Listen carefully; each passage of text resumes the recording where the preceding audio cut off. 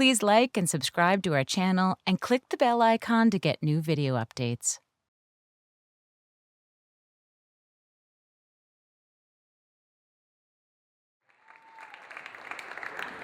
I've loved this evening. I've loved listening to all the stories. And here's another one. I was born in New Haven, Connecticut, a number of years ago. And I could be the oldest person on the stage tonight, I think. I didn't see everybody, but I think. When I was a little kid, I wondered if I could get my fingers in my father's head and twist a little screw, a 1/16 of an inch in one direction or another, he might tell right from wrong. Because he never did. I was 9 years old, and there was it was summer. I was going to summer camp for the first time, and I couldn't have been more excited. There was a little roll of tape cloth that said Norman M. Lear, Norman M. Lear, Norman M. Lear, that my mother was going to sew into the clothes I would be taking to camp. And it just couldn't have been a more exciting moment. Also, my father was going off to Oklahoma.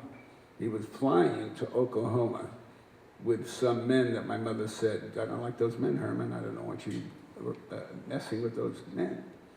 And, but Herman knew everything. He used to tell me, I've been everywhere where the grass grows green, Norman, and I know everything.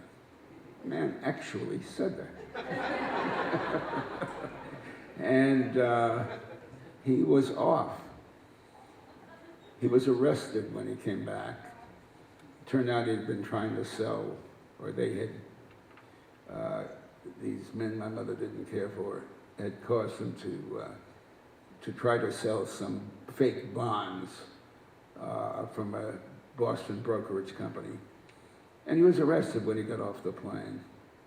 That night, or the next night, the morning paper had a picture of my father holding a hat in front of his face, manacled to a detective coming out of the courthouse. And the paper was lying around that night all over the place. And my mother had a house full of people because she had decided she couldn't live in Chelsea. This was Chelsea, Massachusetts. She couldn't live there in that kind of shame. So she was leaving. As it turned out, I didn't know that she was going to take my sister. I had one 3 years younger sister. She was going to take my sister and kind of disappear. And I was going to go to an uncle and another uncle and another uncle and wind up eventually with my grandparents in New Haven, Connecticut. And it was an awful scene. The house was crowded. My mother was selling the furniture. And especially when she started to sell my father's red leather chair. My father had a red leather chair that he used to control the Atwater Kent radio. It was why we needed a floor model radio, I'll never know. But we had a floor model radio. And he used to sit in his red leather chair, control that dial when we listened to Jack Benny and Fred Allen and all the radio shows at the time. This, of course, was before television. And my father was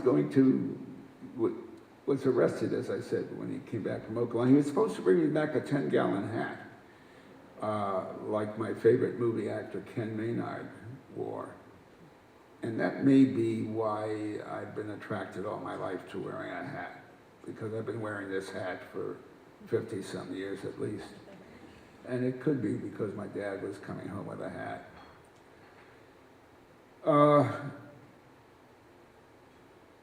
As my mother was selling this red leather chair, the guy who seemed to be purchasing it put his hand on my shoulder and said, "Well, you're the man of the house now." And I think that was the moment that I learned the foolishness of the human condition. This asshole is looking at a 9-year-old kid, under these circumstances, puts his hand on his shoulder and says, well, you're the man of the house now. I know that that was the moment I began to absorb the foolishness of the human condition. It never left me. I saw it when I went to this uncle and that uncle, and they had no understanding at all of what I was going through. And what I was going through was a piece of what I've used all my life in my work, that aloneness.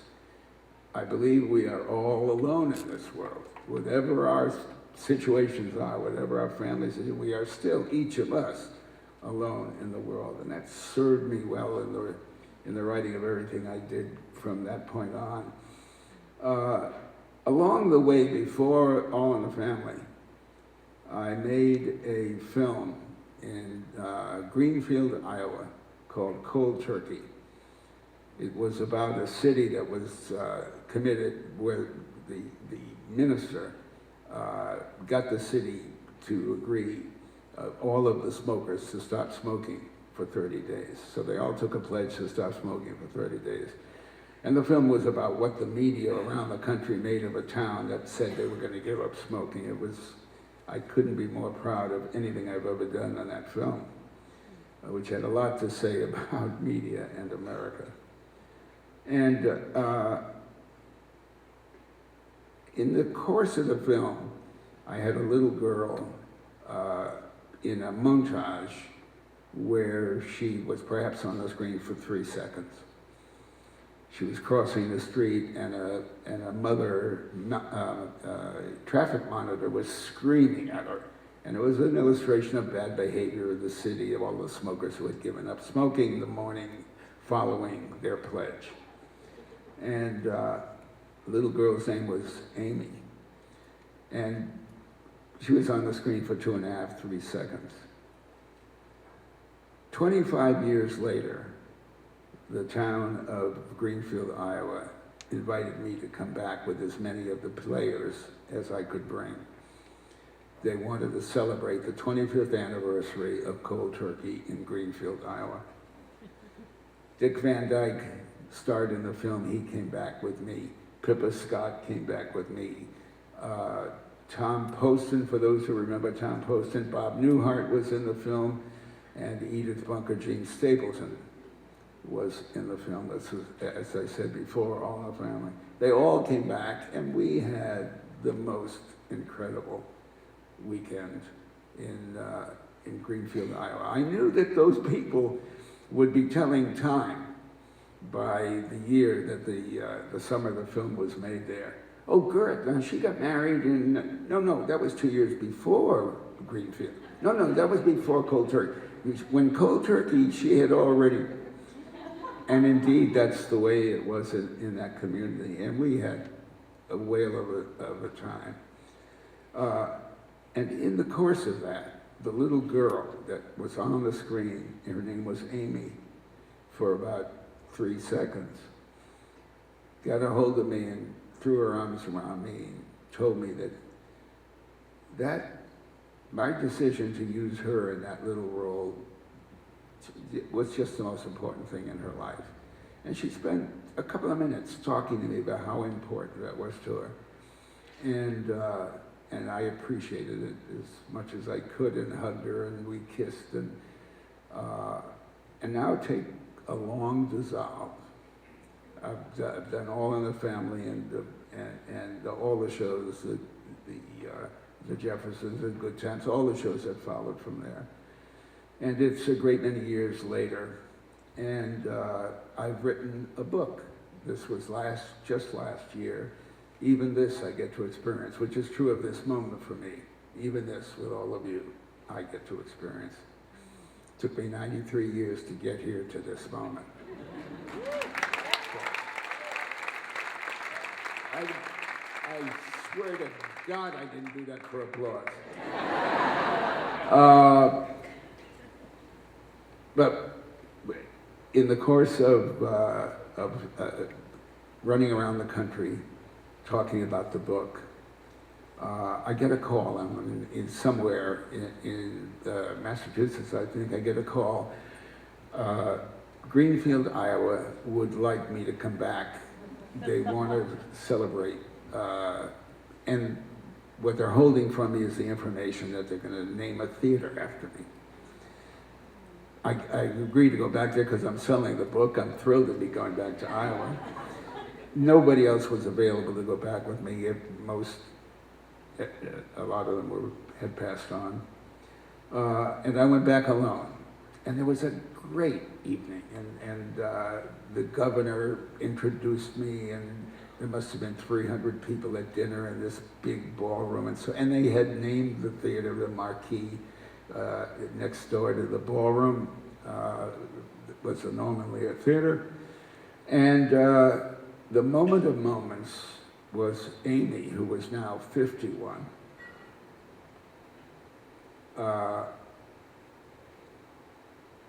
Threw her arms around me and said, "You know, Mr. Lear, I was 31 20 years ago when you came back to Greenfield, and I told you what that meant to me. And you were very nice about it. We hugged and you kissed me, and she said, but you didn't get it, and you're going to get it now." I couldn't imagine where the hell she was going with this. She said, "I read your book." She said, "When you were in your 10th summer, you were in Woodstock, Connecticut. Your father was in prison. Your mother and your sister had disappeared. And you were in the only cottage the whole family, all the relatives could afford. And it was crowded with families and kids. But you were altogether alone, and nobody understood the pain you were in. And you couldn't describe the pain in your book. It was so strong." She said, "But you had a gray and a blue sweatshirt, and you used to put that on in the late afternoon.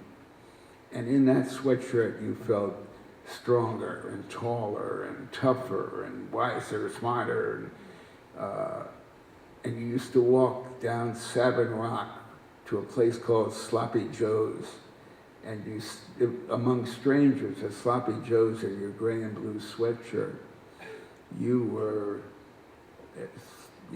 more comfortable, more at home, more yourself. You felt better than you did with your family back in the cottage." She said, "Well, you were my blue and gray sweatshirt." And I wept. And she wept. And I understood that in this life, when I was making that film, I made 2,000 decisions the day I said, that little girl, we'll use her. I was on location with 100 people in a crew and actors, and I made so many decisions. And that little decision, that kid, meant so much to her life. And I've thought from that moment on how much all of us, how many little things all of us do that we don't know we've done that make for somebody else's pleasure, for somebody else's growth, for somebody else's feeling of success, of being born for a particular moment. And it was one of the great lessons of my life. And when I walked away from Amy, now, as I said, 51, I walked away feeling like I was still wearing my blue and gray sweatshirt. Thank you.